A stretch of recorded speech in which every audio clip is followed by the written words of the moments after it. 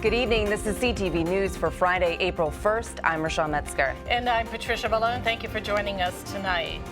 Well, Governor Larry Hogan vetoes a transportation measure recently passed by both chambers. House Bill 1013 would set up a scoring and ranking system for certain capital projects.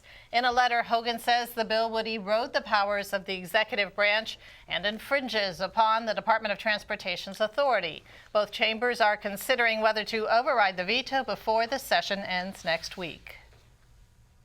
The Baker administration is reacting to news that WMATA is considering lengthy closures of entire rail lines for maintenance.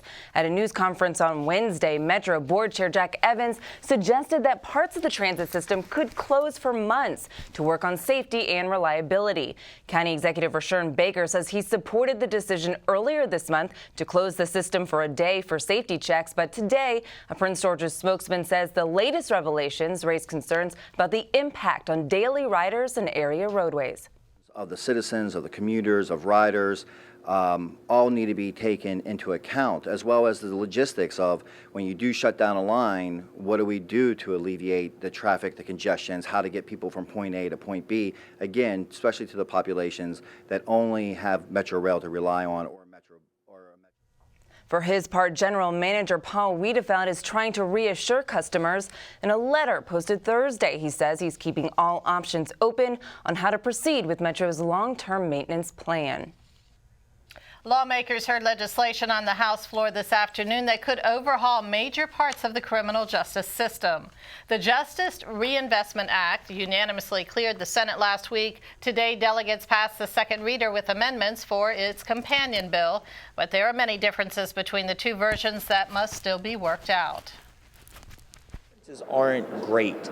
Truthfully, there's just details. I mean, we all know what the differences are, and there'll be some give and take on both sides. The biggest one is that administrative parole. That's the one where, you know, if we went with the House's version of it, somebody's going to get killed. So that I will not abide by.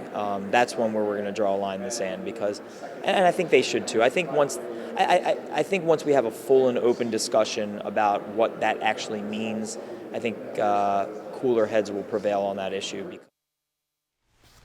And the bills are ultimately headed for a conference committee to work out the differences. Prince George's police are trying to figure out who shot a man in Capitol Heights this morning and why. The incident happened around 1:30 a.m. in the 7300 block of Shady Glen Terrace. Investigators say the victim, 21-year-old Julian Mushington of Landover, was shot and then driven by an acquaintance to a nearby 7-Eleven.